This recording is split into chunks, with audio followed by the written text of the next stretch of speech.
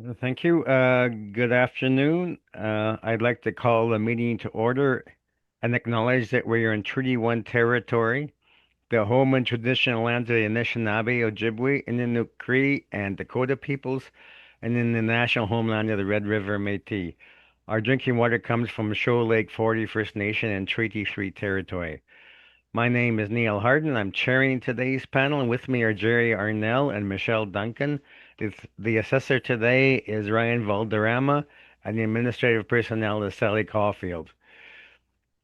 We will be hearing applications for revision of the assessment role in accordance with the Municipal Assessment Act.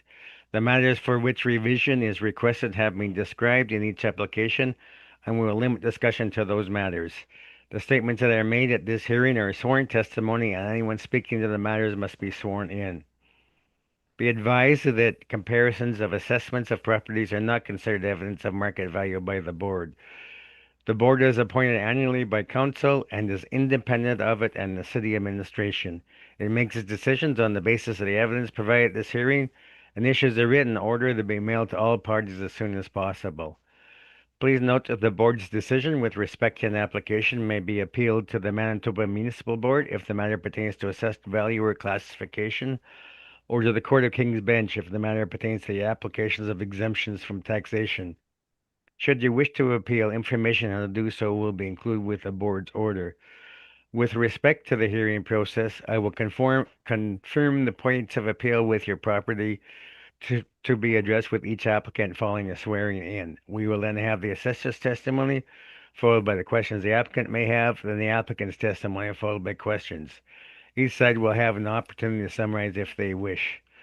Once all the evidence about an application is being brought forward, the applicant may leave. The process will repeat for each item on the docket today. The session will close after all the applications have been heard, and the board will deliberate in private and make its decisions. You will receive the board's decision by registered mail as soon as possible. As information, all public hearings are live streamed, recorded, and will be part of the public record. We will be hearing item 1 on our docket today. Ms. Caulfield, please affirm the assessor's and applicant's testimony. Mr. Assessor, please state your full name. Ryan Valderrama. Do you affirm that the evidence you're about to give at this hearing will be the truth, the whole truth, and nothing but the truth? I do. Thank you. Mr. Applicant, please state your full name. Ayrton Neufeld. Do you affirm that the evidence you are about to give at this hearing is the truth, the whole truth, and nothing but the truth? I do, thank you. Thank you. All right, thank you very much. The only item on today's agenda now is 1596 Ness. Classification and liability have been appealed. So I'd ask you, Mr. Valderrama, just to read in the basic information, and then we'll deal with the classification and liability. Thank you, Mr. Chair. The file number for this file is 25-246, and it has a roll number of 0700085100. Property is located at 1596 Ness Avenue. We're dealing with the roll year of 2026, and using reference date of April 1st, 2023. The assessed valuation on this property is $6,431,000 with a classification of other property and a liability of taxable. Okay. I think that's sufficient for now. Now, Mr. Neufeld on classification and liability. Just requesting confirmation. It's a multi-role, and we looked at the role on the right base and what they've been dealt with. Okay. Thank you. So then, Mr. Valderrama on value then. Yes, and to continue, Mr. Chair, thank you. The parcel used for the property is a neighborhood shopping center. It has one building, 5 premises, 1 story. There's an actual and effective year built of 1985. It has an average wall height of 22 feet, and its construction class is masonry bearing walls. It is zoned as C4 with a land area of 80,240 square feet, a planned area of 26,043 square feet, a gross floor area of 26,043 square feet, and a leasable area of 24,107 square feet. On page 3, is an aerial photo of the subject property. And more pictures on page 4 from I believe this is a street view of the property on appeal. And on page 6, if I may skip through the page 6, Mr. Chair, I have some rent comparables for the subject property. The first group is the rent comparables for B1. The first one is located at 1085 Ellis Avenue with a $32 per square foot net rent. The second one is located at 2840 Pembina Highway. It has a net rent per square foot of $42. The third one is located at 1609 Regent Avenue. It has a net rent of $32 per square foot. And the next one is located at 1510 St. Mary's Road. It has a net rent per square foot of $32. The second batch of rent comparables for the C2 under 5,000 square feet are the following. The first one is located at 1255 St. James Street. It has a net rent per square foot of $23. The second one is located at 1853 Portage Avenue. It has a net rent per square foot of $16. And the next one is located at 1780 Wellington Avenue. It has a net rent of $17.25 per square foot. The next batch is for rent comparables between 5,000 square feet to 10,000 square feet. The first one is located at 675 Empress Street. It has a net rent per square foot of $16. The next one is located at 609 Erin Street. It has a net rent of $14.25. And the third one is located at 1546 St. James Street. It has a net rent of $26.67. Sorry. And on page 7 is another batch of rent comparables for larger C2 area. I believe this is from 9,000 to 20,228 square feet. So the first one is located at 1600 Ness Avenue. It has a net rent per square foot of $23. The next one is located at 937 St. James Street. It has a net rent of $17.75. The third one is located at 830 St. James. It has a net rent per square foot of $20 per square foot. The next one is located at 1600 Ness Avenue. It has a net rent per square foot of $28.50. Next one is located at 860 St. James Street. It has a net rent of $19.46. And the last one is located at 1546 St. James Street. It has a net rent per square foot of $26.67. Moving on to page 8 is the income workup of the subject property. These are all based on model parameters. So the leasable area is 24,107 square feet. And the potential total rent is $440,936. The vacancy loss calculated at 4% is $17,637, which leads to an effective gross income of $423,299. The expenses is calculated at 3% of the EGI, or the effective gross income, which is $12,699. The shortfall rate is at $9 per square foot, which is calculated at $8,679. We have a net operating income of $401,921, applying the overall capitalization rate of 6.25. The capitalized value is rounded is $6,431,000. Moving on, I do have the capitalization rate chart on page 10. This property falls under the retail section under the NSC, or the Power Center / Neighborhood Shopping Center. In our data, the 20th to 80th percentile is between 5.65 to 7%, which the property is falling almost in between the range. And beginning of page 12 onwards is the income and expense or commercial rent roll for the subject property. And that is my presentation, Mr. Chair. Thank you. Okay, questions, Mr. Neufeld? Yes, thank you. On your page 8, second premise and the fourth, those are both one great city. I'm sorry, which ones? The Page eight, 7,000 and the 1472. right? Are those Okay. both one great city? I am unsure as I didn't see the property. Okay, no, that's fine. I had a bit of back and forth with Victoria on it, so I'll just um it, I'll deal with it in my presentation then. Yeah, no, those are my only questions. Thank you. Thank you. Okay, Mr. Arnell, questions? I don't have any questions, thanks. Ms. Duncan? No questions, thanks. Okay, let me. Okay, I guess I'll address it first here and then with the applicant. There seems to be a discrepancy in the, or a difference in the total areas being used. Can you describe how you've got the total area, Mr. Valderrama? These were all entered into the system by some assessors in the past. So we are um, just continuing on these data.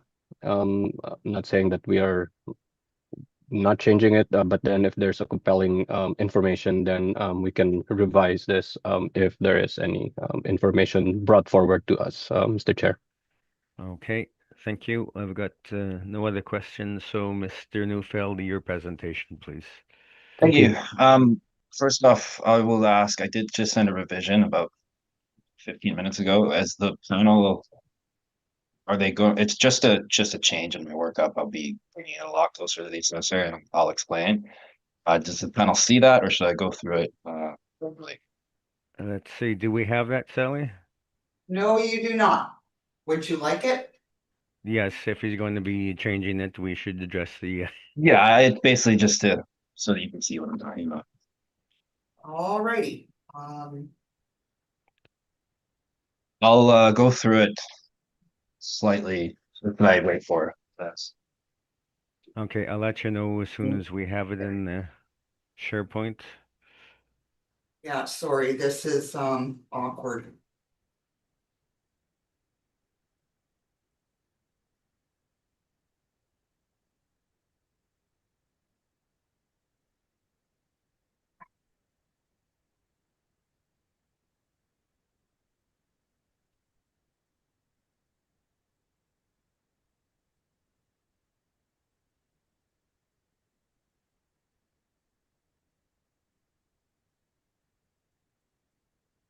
Okay, I've uploaded it. Okay, I'll just refresh. I'm afraid to refresh here. Okay, I see a few seconds ago. Mr. Assessor, I emailed it to you.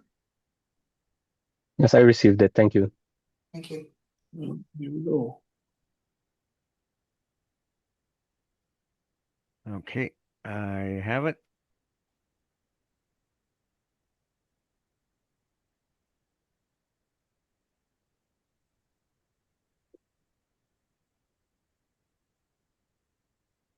Oh, yep, I have it.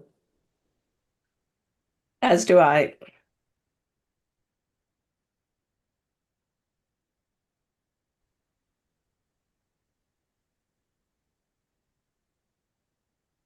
Okay, let me just.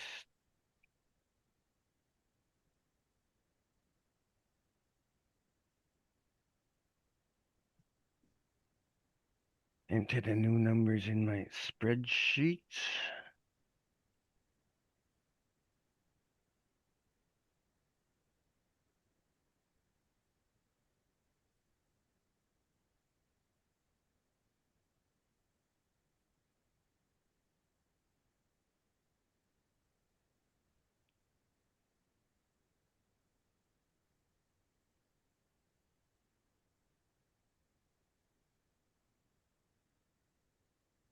Okay, got it. So you can proceed, Mr. Neufeld. Thank you. So, in a nutshell, all I'm doing is changing the area of slight amount. I was too low, cities have switched too high, and then I'm reducing the gap just be changed by a quarter point.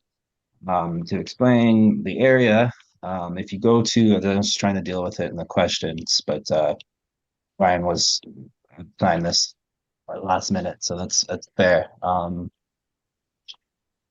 the assessor's brief, second and fourth entries, those are both one great city. They have it at 84.72, and the roll has it at 82.82. So it was likely just a remeasurement when they put it in, or changing of walls and that kind of thing. So it's a small amount, just I think 210 square feet. And then basically we went for an aggressive because this is a multi-role property with an office next door, and there was also some concerns about that we weren't quite sure of with the financing of equipment. I did confirm that all One Great Cities has their uh, in their lease. I didn't confirm it for the nail salon, but I still suspect it. But I think what essentially what I am changing, why I'm changing this is because most of our concerns were addressed with the 51 that was applied for the office for that cap. So I'm really just thinking that the 625 is too low, and I just change it to a 6.5. The six, and then if I go back to my regular brief here, I'm just gonna hold on. The six, we're calling optimal 6.5. This would be suboptimal. Mainly the access and the parking being an issue, very tight parking, especially considering it's a bar site for it. The uh, city's got their cap rate ranges that they go as low as 5.85, I think it said, but then they show us at 6, but we reported 6.25 and then corrected it to 6.5, which is I'm not sure why the city's at 6. Cushman's at 6.5, which was basically what we were looking at. Um, and there really isn't much in terms of actual market data for it. There was a slowdown.